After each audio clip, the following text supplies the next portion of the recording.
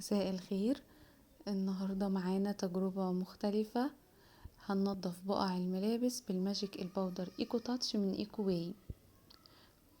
حطيت السويت شيرت في المية السخنة دي، وبحط كمية من الباودر على حسب كمية المية وكمية الهدوم اللي حابة اغسلها. شايفين التفاعل؟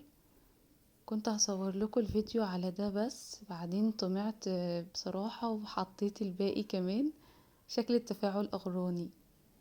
طبعا عارفين ان الهدوم دي محتاجة دعك كبير جدا قبل ما تدخل الغسالة، وإلا زي ما هتدخل زي ما هتخرج. فقلت اجرب اوفر على نفسي المرحلة دي واستخدم الماجيك الباودر، بس سبتهم منقوعين لحد ما المية بردت. فبصراحة النتيجة اذهلتني، يعني نطفوا تماما. ده نضف بنسبة 90% تقريبا، دخل الغسالة وطلع كده، والباقيين ما كانوش حتى محتاجين غسالة. تجربة حلوة جدا، انصحكم بيها.